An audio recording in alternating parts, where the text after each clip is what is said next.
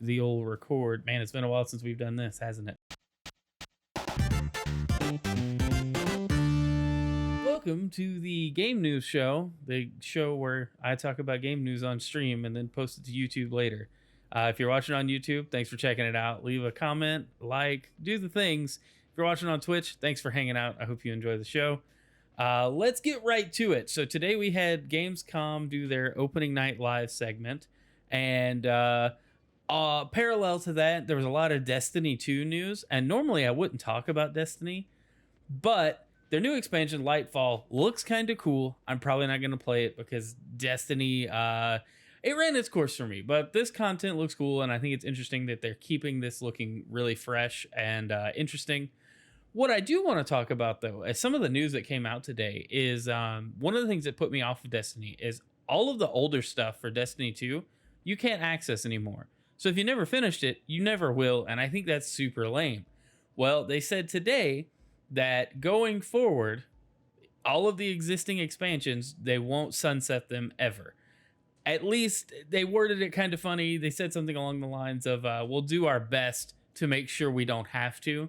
And I read that as, we're trying, but no promises, because if the game, if we're still playing Destiny 2 5 years from now, there may be some major update that they have to turn off the old expansions.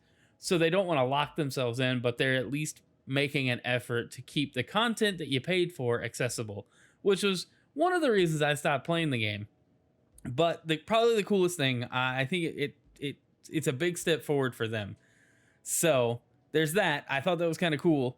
The other things were that from now until the end of August, so August 30th is the last day that this will be live, but all the current DLC is free. Surprising, because the game is also free to play. So right now you can just log in and play and catch up on story if you wanted to, which is really cool of them to do. Today was just a big Destiny 2 day. I saw a bunch of people streaming it, saw a bunch of people talking about it on Twitter. It's really cool.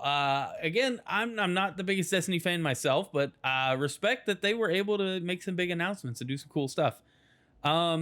They also announced several collaborations, one of which available right now is a Fortnite collab. Available right now, you can get 3 different skins in Fortnite that are Destiny themed. And then on the flip side, you can get some Fortnite skins in Destiny. And I don't fully understand where this collaboration came from, except that Destiny 2 is now available on the Epic Store, and I think that's like literally the only reason. And if that wasn't enough, in September 17th, we're getting the Destiny collaboration you've always wanted. Destiny's coming to Fall Guys.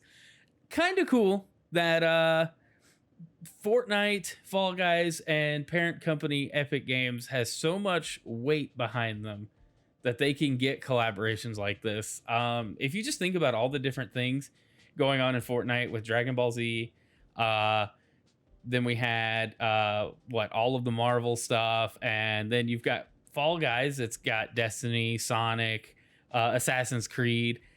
Epic is really doing something very interesting with all of the cross promotion and all of the craziness with it, right? Like, just cool to see. Again, I'm not the biggest Destiny fan, but it's interesting to see that all of this is happening at the same time, right? Like, just insane levels of cross promotion and just collaboration in the games industry. It's really neat to see just competitors being nice to each other and featuring each other's content and characters in other games.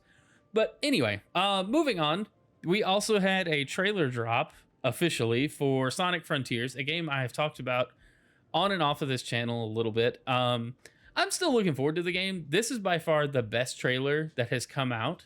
It showed good, like, fun looking gameplay, revealed the bad guy, and just set up the story so it actually looks kind of interesting. I mean, it's a Sonic game. The story's going to be I'm more in it for the platforming and fun game design.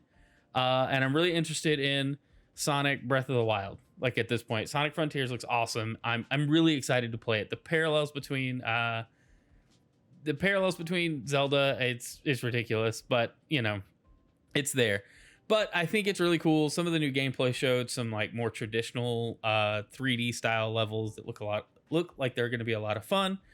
And I'm just really pumped for it. It had some cool music. Just all around a fun trailer, and it kind of made me more interested in the game than I was before. So yeah, moving on. If you watched last week, Pokemon World Championships happened in London. There was a lot of live streaming. I've never watched competitive Pokemon before, and it was a lot of fun to watch both the Pokemon Unite, TCG, and video game competitions were really cool. There was even the last Pokken tournament competition that's going to be at Pokemon Worlds was ever played. So that was really cool to see. Overall, it was a fun. When I was able to catch the streams, like I said, never watched really competitive Pokemon before. It was fun to watch. But then they dropped a competitive trailer for Scarlet and Violet and revealed this guy here. You can see Cyclizar. And it sets up a bunch of interesting stuff, but it's a pre-evolution of the legendary. I mean, obviously, it looks like, the legendary, but slightly different. And then there's a screenshot floating around from the Pokemon website. I forgot to put it in here, and that's my bad. But yeah, you can apparently ride on him like you can the new legendaries. Probably early in the game. Who knows what's going to happen? It's probably going to be some kind of goofy event where the Pokemon gets sucked into the past or the future and comes back like super evolved or something. I'm looking forward to it. It's cool. I'm excited. I think it's adorable. It's a little motorcycle lizard. And then like his ability, he sheds his tail, and then it's a decoy. It's hilarious to me. Like, wait, I'm breaking my own limbs. But anyway, so super cool that's happening. The new battle items and moves look really neat, so kind of interested in all of that. Really interesting. Let's move on. We've got Pokemon Unite news. This has been floating around a while, but they did release a trailer for it, and since this is the Return of the Game news show, I'm going to be catching up on a lot of stuff. So with all of that, we've got the new map, the Sky Ruins for Pokemon Unite. Looks really cool. The biggest part of that are changing up like a bunch of stuff with how the game's going to work on this map. But Rayquaza is the legendary instead of Zapdos, and apparently like that comes with a ton of other changes. Really excited to see this play out. Yeah, it's just ridiculous. Like, I'm excited to see where this even goes. Just like, it looks fun. Some of the stuff I've seen around what Pokemon are also on the map and what they'll do seems like a good direction for the game. I said a few months ago when I started playing Pokemon Unite again, I really hope we get a new map soon, and I'm really glad we're getting a new map because I like the game. I like playing it, but change of scenery is nice. A change in how the main game plays is nice. So I'm excited to see that. Really excited for that to come out, and I think that they said it's September 2nd when that comes out. So I may not be able to play it on launch, but we'll play it. We'll play it soon after. Play it on this channel soon after. Moving on, we have Overwatch news. This is the last week, and we're going to be playing this tonight after the news show finishes up. We'll be playing Overwatch. They're sunsetting loot box purchases after this event ends next week, but this is the last week you can buy them. So if you really like buying loot boxes, this is your chance. It's also the last week of the anniversary remix events. Last chance to get all the skins that you've ever wanted through the event, and so seems kind of cool. Looking forward to trying to finish up this week's challenge. But yeah, if you're interested, all this is because they're setting up Overwatch 2, where they said you won't be buying loot boxes, and so they got to cut that off eventually. And then I believe Overwatch 2 comes out pretty soon, so might as well go ahead and get the game ready for all of those big changes. And then in some hardware. During the Gamescom opening night live thing, same place we saw Sonic Frontiers today, PlayStation announced a Pro controller, DualSense Edge. If you like the PS5 controller, this is like the Pro version. It's got back buttons, adaptive triggers, but the main focus is the main the main analog sticks can be adjusted by removing the entire module. You can take the stick out.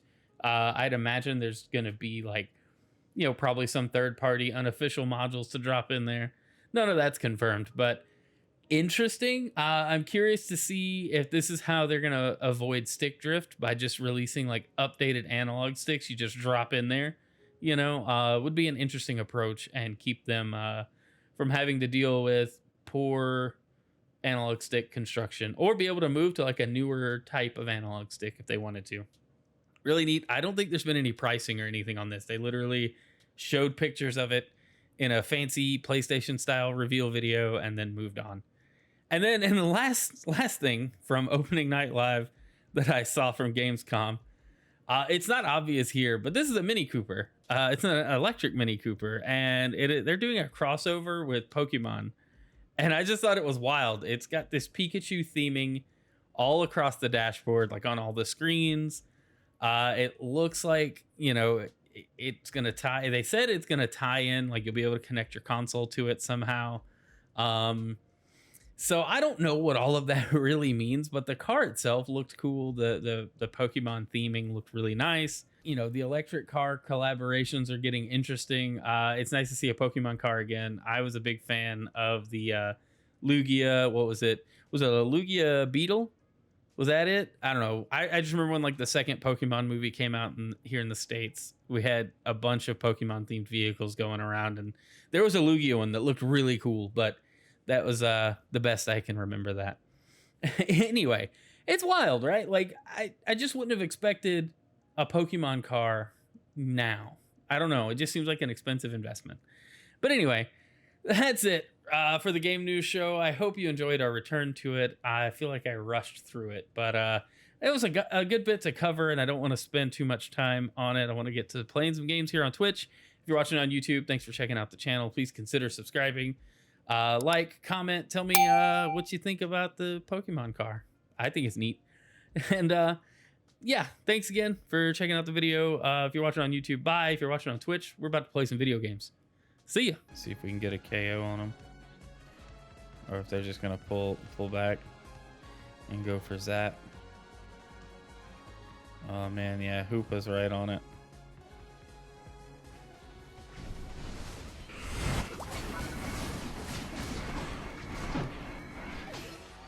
Oh my gosh.